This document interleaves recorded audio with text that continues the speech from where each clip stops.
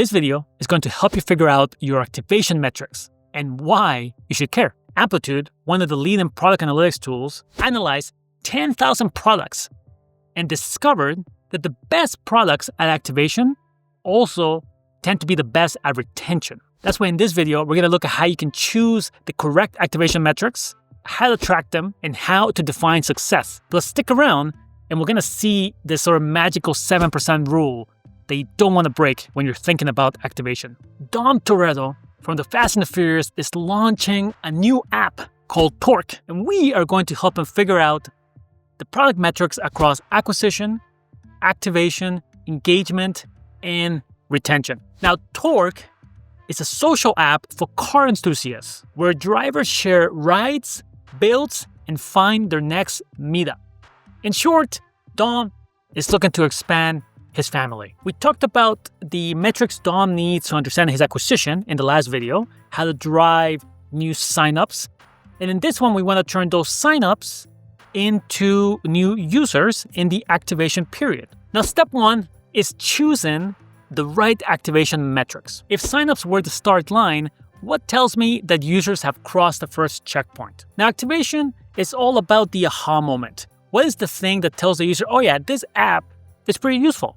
I want to continue using it for the next little while. Sometimes activation is talked about within the first 7 days or 10 days, 14 days, but we are driving users to do something that gives them value. One common misconception in activation is confusing setup steps as the aha moment. If you ask users to upload a profile photo, to enter their name, to enter a short bio about themselves, this is all setup.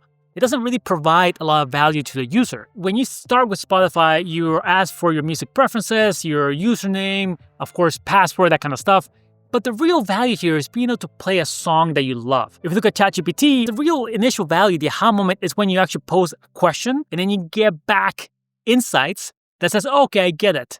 This is my problem. Here's the probable solution, and here are 3 action steps I can take next. So going back to Torque, for Dom, the aha moment for users will be when they share the first ride. Remember the analogy to Strava in the first video? Now, Dom may be wrong, or we may be wrong, as we talk about activation metrics. There are some secondary actions we may consider in the future. For example, when a user joins a crew, they might have a group of friends who are other car enthusiasts in the area, so they join that. Or we know there's going to be a bunch of meetups locally, so maybe it's when a user registers to attend a meetup, maybe actually attends the meetup itself. So a few options, but at least we're working towards something meaningful and not just they open the app or they browse around the app. Step 2 out of 3 is on how to track the right metrics. Which tool is going to show me where drivers are stalling out? Give it to me straight. Now, we talked about tools briefly in the first video on acquisition. Specifically, we talked about some of the product analytic tools out there, the Mixpanel, Amplitude, PostHog, Pendo, Heap, lots of options. So check out that video for a little bit more detail, and there's actually going to be some links in the description below. Generally though, what we care about here is a funnel report that shows the different steps a user will go through. Some of those steps, of course, will be setup steps. They have to upload a profile picture, add a car, and add all the details related to the car, follow a few friends. But again, the final step is the aha moment, which in this case will be logging the first ride. Now, from an event perspective, we may have the sign up completed, profile completed event, car added event, added friends event, share ride. And under each of those events, we will have relevant event properties that will tell us more about that specific action. You don't need 25 events here. You might really only need 4 or 5 with the relevant event properties, and you don't need 5 tools. You really just need 1 tool that allows you to build a funnel report. Now, step 3 is on how to define success. And to do that, we're going to use benchmarks. What's a good activation rate? AKA people joining my family rate. Now, I love to use benchmarks. I think it helps you understand where you stand at any given moment and manage expectations. Every product category is different. Some products will lose 80% of users within a few days. Others be able to retain 80% of users. I'm actually going to use Amplitudes. They came out about a month before I recorded this video series. The benchmark report is structured across the 4 categories we're looking at: acquisition, activation, engagement, retention.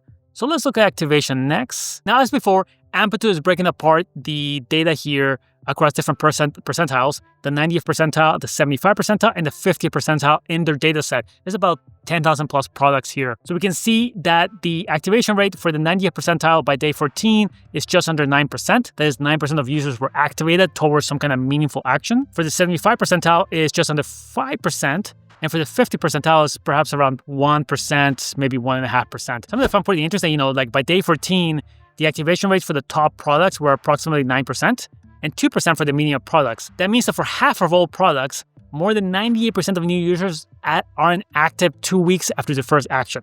Now, activation is critical because it is related deeply with retention. 69% of the top performers in 7-day activation were also the top performers in 3-month retention. This makes sense. If a user gets to the aha moment within a few days of joining your product, they are of course going to be more likely to stick around for multiple months and keep using the product. Now, I also love this final note here from Amplitude, the 7% rule. If you have at least 7% of your users return on day 7, then you're more likely to have a higher 3-month retention. Now, let's actually scroll down as well to see the media entertainment category, which I think is the best category for Torque. We can see that the 90th percentile is activating 11% of new users. Now, Dom has his activation metrics locked in.